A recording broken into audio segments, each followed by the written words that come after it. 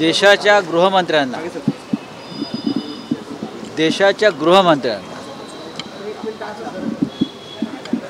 सर्व कामं टाकून मणिपूर असेल, उत्तर प्रदेश असेल, लडाख असेल, घुसखोरी, देशाची कायदा सुव्यवस्था असेल, अतिरेक्यांचे प्रश्न असतील, हे सगळं वाऱ्यावर सोडून देशाचे गृहमंत्री उत्तर महाराष्ट्रामध्ये भारतीय जनता पक्षाच्या तयारीचा आढावा घ्यायला येतात, ही विचार करण्यासारखी गोष्ट आहे. मणिपूरला गेले नाहीत आढावा घ्यायला, काश्मीरच्या सीमेवर गेले नाहीत आढावा घ्यायला, लडाखमध्ये सैन्य घुसलाय चीनचं, त्याचा आढावा नाही. अरुणाचलला 60 किलोमीटर आतमध्ये सैन्य घुसलाय चीनचं, त्याचा आढावा नाही. अनेक राज्यामधल्या कायदा सुव्यवस्थेचे प्रश्न निर्माण झाले आहेत, त्याचा आढावा नाही. पण महाराष्ट्रामध्ये उत्तर महाराष्ट्रातल्या विधानसभा मतदारसंघाचा आढावा घ्यायला देशाचे गृहमंत्री संरक्षण गृह खात्याचं विशेष विमान घेऊन येत आहेत. ही जरा गोष्ट मला गमतीची मजेची वाटते. याचा अर्थ महाराष्ट्रामध्ये भारतीय जनता पक्षाचं खटियाखडी होते आणि म्हणून गृहमंत्र्यांना यावं लागतं. गृहमंत्री येणार म्हणजे काय करणार? आढावा बैठक हा फार्स आहे. येणार आणि इकडले जे कलेक्टर्स अधिकारी आहेत त्यांना दम देणार. निवडणुकीमध्ये आमच्या बाजूने राहा मतदानाची मोजणी करताना, याच्या पलीकडे हे आढावा नसते. जेव्हा गृहमंत्री येतात तेव्हा निवडणूक प्रक्रियेतील प्रमुख अधिकाऱ्यांवर दबावाचं काम करण्यासाठी ते येतात. हा गेल्या 10 वर्षातला देशाचा अनुभव आहे.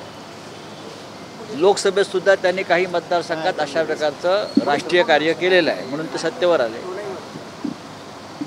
मला चिंता इतकीच वाटते, जेव्हा जेव्हा अमित शहा आणि मोदी इथे येतात तेव्हा महाराष्ट्रातला एखादा उद्योग बाहेर जातो.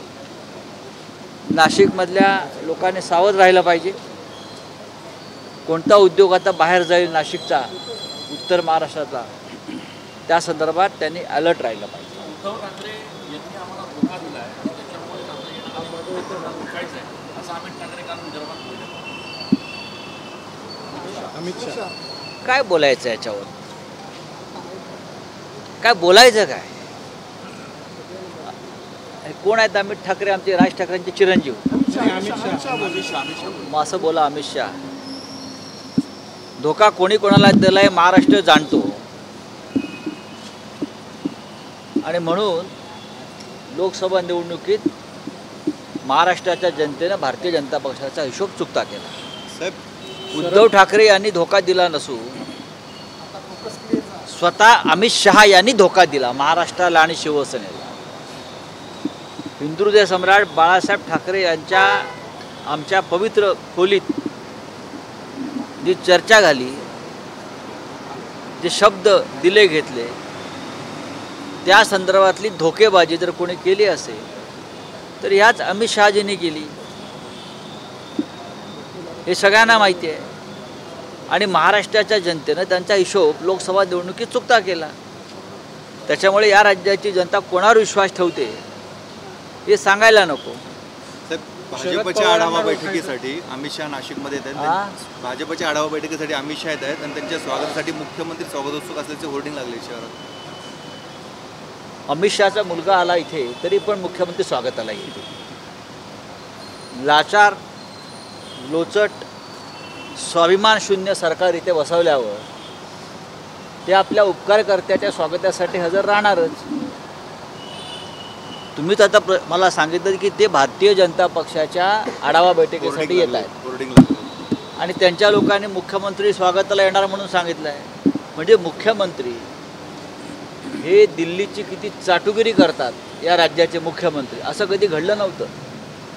हा छत्रपती शिवाजी महाराजांचा स्वाभिमानी महाराष्ट्र आहे. हा एका मर्यादेच्या पलीकडे ते राजकारणामध्ये या महाराष्ट्रानं कधी चाटुगिरी केलेली नाही. पण त्यांचे इकडले लोक अशा प्रकारचे होर्डिंग लावत असतील आणि काय सांगावं, मुख्यमंत्री येतील सुद्धा. काम काय मुख्यमंत्री येतील सुद्धा. त्यांचे गॉडफादर इकडे येत आहेत, ज्यांनी त्यांना मुख्यमंत्री पदावरती एवढ्या करामती करून बसवलं आहे, खोटे नाटी कृत्य करून. येऊ शकतात, ते काही करू शकतात. संभाजीनगरच्या बैठकीमध्ये भाजपच्या सगळ्याच नेत्यांनी असा सूर काढला की राष्ट्रवादी अजित पवार गट आणि शिंदेंना कमी जागा द्याव्या, जास्त जागा भाजपला द्याव्या, त्यामुळे महायुतीमध्ये तेढ निर्माण होतं. बघा, महायुतीत काय तेढ निर्माण होईल वगैरे त्याच्याविषयी काय माझ्याकडे माहिती नाही. पण भारतीय जनता पक्षाचा जो इतिहास आहे, वापरा आणि फेका, त्याची आता सुरुवात झाली आहे. मी 2 दिवसापूर्वी सांगितलं की सगळ्यात आधी अजित पवारांचा काटा काढला जाईल आणि त्यानंतर 2024च्या निवडणुकीनंतर सध्याचे मुख्यमंत्री व त्यांच्या 40 जणांचा काटा अशा पद्धतशीर काढला जाईल की कधी गळे कापले मग ते शिंद्यांच्याच दाढीने कापले जातील किंवा अजून कोणाच्या दाढीने दाढीच्या केसानं कापले जातील. पाहत राहा, मी सांगतोय ते 100% सत्य आहे आणि ती तयारी आणि प्रक्रिया सुरू आहे. मुख्यमंत्र्यांनी अमित शहा यांच्या स्वागताला जरी बैठक मांडली 4 तास इथे, तरी पण त्यांचा गळा कापण्यापासून त्यांना कोणी वाचवू शकत नाही. आणि उद्या पंतप्रधान सुद्धा महाराष्ट्रामध्ये येत आहेत. महाराष्ट्राची निवडणूक त्यांच्या हातातून गेलेली आहे.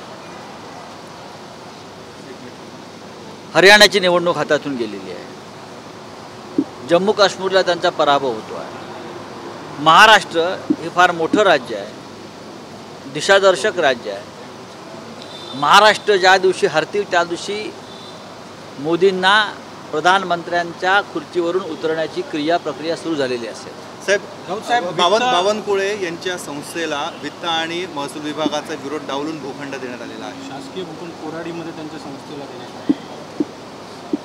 भूखंड घोटाळे ज्या पद्धतीनं सुरू आहे त्या राज्यामध्ये, म्हणजे एकेकाळी आमच्याकडे घोषणा होती सबभूमी गोपाल की, ईश्वराची. ही विनोबा भावे यांची ही घोषणा होती सबभूमी गोपाल की. पण भाजपच्या राज्यामध्ये सबभूमी देवा भाऊ की, आणि देवा भाऊ को जैसा लगता है ये भूमि बांट देंगे अपने अपने लोगों को. चलिए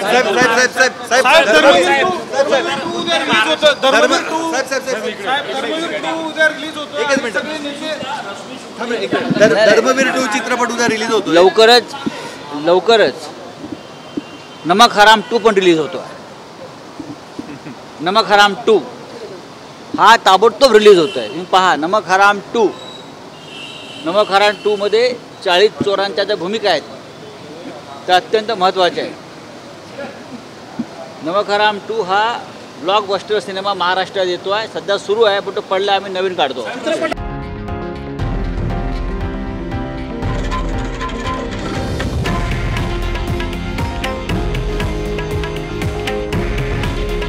हे आहे देशातील नंबर 1 न्यूज नेटवर्क आणि आपण पाहत आहात TV9 मराठी.